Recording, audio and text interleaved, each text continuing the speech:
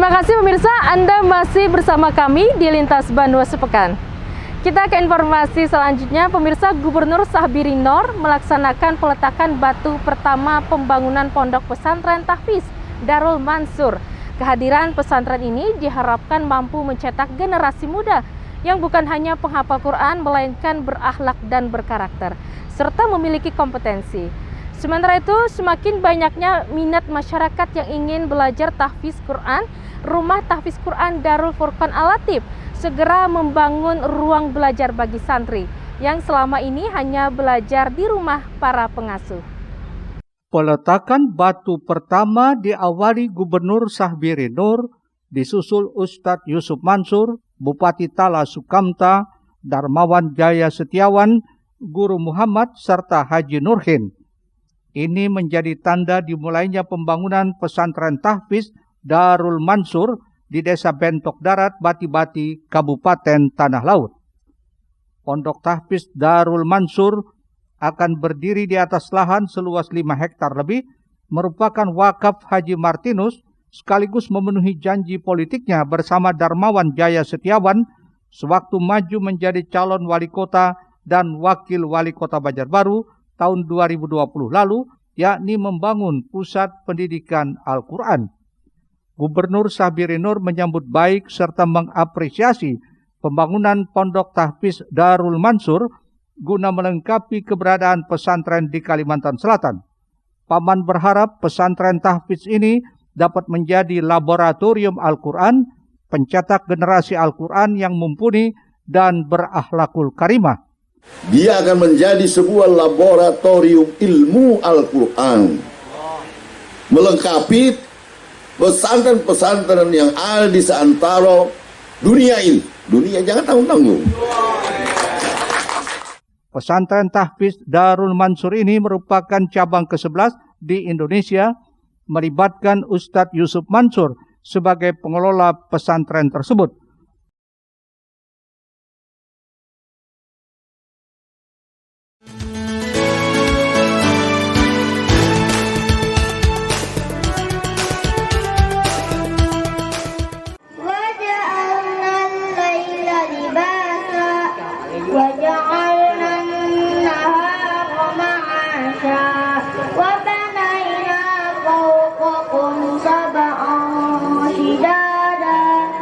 Sejak didirikan 3 tahun lalu, Rumah Tahfiz Quran Darul Furqan Al-Latif semakin banyak diminati masyarakat untuk mendidik anaknya belajar dan menghafal Al-Quran setiap harinya di sini.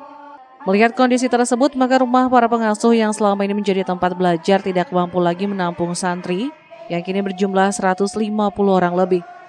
Untuk itu, Ketua Yayasan Ustadz Syafi'i Nawawi minta doa dan dukungan seluruh masyarakat maupun pemerintah daerah untuk membantu kelancaran pembangunan ruang belajar bagi santri yang direncanakan di tahap awal ini dibangun 3 ruang kelas.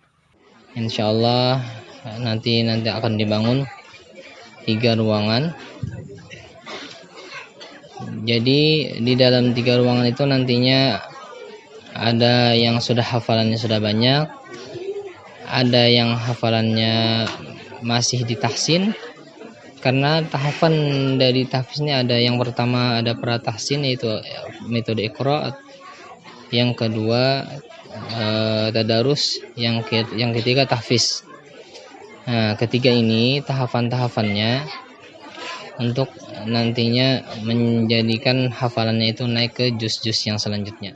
Selain membangun ruang belajar, ke depan juga akan ditambah pelajarannya, tidak hanya sebatas menghafal Al-Quran, namun juga belajar kitab yang diharapkan semakin banyak menarik minat masyarakat untuk menitipkan anaknya ke Rumah Tahfiz Quran satu ini. Eko Anggoro, Banjar TV. Pemirsa, guna mendorong peningkatan konsumsi ikan di masyarakat serta kreativitas dalam menciptakan menu yang berbahan dasar ikan sesuai potensi daerah, lomba masak serba ikan tingkat kata Banjarbaru resmi digelar. Sementara itu, makan ikan sangat baik untuk kesehatan dan kecerdasan karena banyak mengandung zat-zat seperti protein, mineral, asam amino, dan terutama omega 3 dan 6 yang sangat bermanfaat bagi kesehatan ibu dan pembentukan otak janin, terutama pada 1000 hari kehidupan. Kita simak informasi selengkapnya. Lomba masak serba ikan tahun 2021 bertema Ayo Makan Ikan, Cegah Stunting, Tingkatkan Imunitas untuk Melawan COVID-19. Digelar tim penggerak PKK Kota Banjarbaru. Lomba ini salah satu implementasi program Gerakan Memasyarakatkan Makan Ikan atau Gemar Ikan di Kota Banjarbaru. Pelaksananya Dinas Ketahanan Pangan, Pertanian, dan Perikanan bekerja sama dengan tim penggerak PKK Kota Banjarbaru. Tujuannya untuk mendorong peningkatan konsumsi ikan di masyarakat serta kreativitas dalam menciptakan menu yang berbahan dasar ikan sesuai potensi daerah serta penyebarluasan informasi tentang manfaat makanan dengan bahan ikan yang punya nilai gizi tinggi. Ketua Tim Penggerak PKK Kota Banjarbaru, Vivi Mar'i Zubedi Aditya Mufti Arifin menyatakan, ini agenda tahunan dari KKP, Ditjen Peningkatan Daya Saing Produk Kelautan dan Perikanan, bekerjasama dengan Tim Penggerak PKK Pusat, guna mendorong pemerataan dan peningkatan konsumsi ikan nasional untuk mewujudkan ketahanan pangan berbasis produk perikanan. Vivi berharap lomba ini makin mendorong konsumsi ikan khususnya pada anak-anak dengan cara ciptakan menu inovasi yang kreatif. Makan ikan sangat baik untuk kesehatan dan kecerdasan karena banyak mengandung zat-zat seperti protein, mineral, asam amino, dan terutama omega 3 dan 6 yang sangat bermanfaat bagi kesehatan ibu dan pembentukan otak janin terutama pada 1000 hari kehidupan. Dan pemenang terbaik untuk menu keluarga, menu kudapan dan menu balita semua diraih Kelurahan Sungai Ulin, Kecamatan Banjarbaru Utara. Rismana, Banjar TV. Pemirsa Banjar TV, usulan penganugerahan gelar pahlawan nasional kepada ulama besar Kalimantan Selatan, Syekh Muhammad Arsyad Al-Banjari atau dikenal dengan sebutan Datuk Kalampayan, kini tinggal beberapa langkah lagi.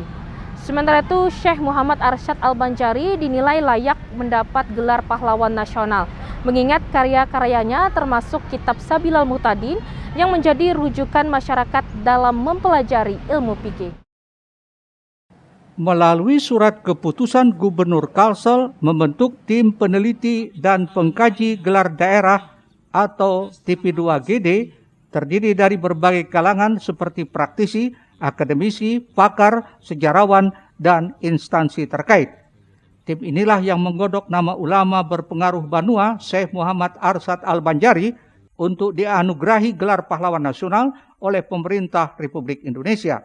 Pengumpulan bukti berupa rekam jejak perjuangan Datuk Kalampayan, baik di bidang pendidikan maupun perjuangan melawan penjajah, disiapkan untuk seminar nasional, termasuk memperkenalkan karya-karya beliau.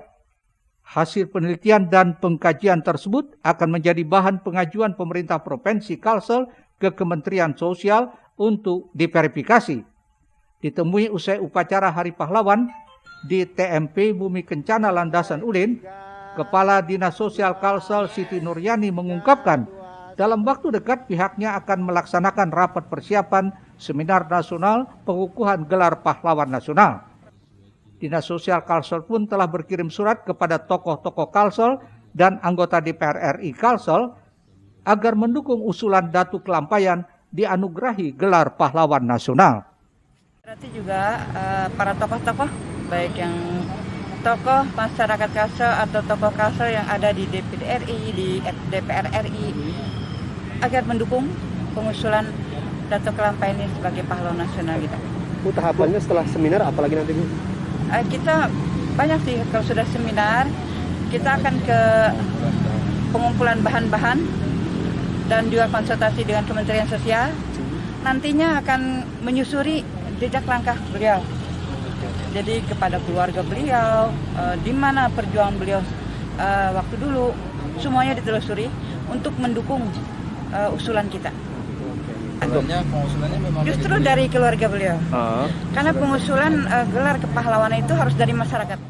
Syekh Muhammad Arsyad Al-Banjari dinilai layak mendapat gelar pahlawan nasional mengingat karya-karyanya termasuk Kitab Sabilal Muhtadin yang menjadi rujukan masyarakat dalam mempelajari ilmu fikih. Ahmad Ramadhani, Banjar TV. Ya pemirsa, tak terasa sudah 60 menit kami membersamai hari pekan Anda. Semoga informasi yang kami sajikan dapat bermanfaat untuk kita semua. Jangan lupa saksikan terus Lintas Banua Sepekan setiap hari Minggu hanya di Banjar TV. Akhirnya saya Lina Astalina, kami yang bertugas undur diri dari hadapan Anda. Terima kasih, selamat menikmati hari libur. Wassalamualaikum warahmatullahi wabarakatuh.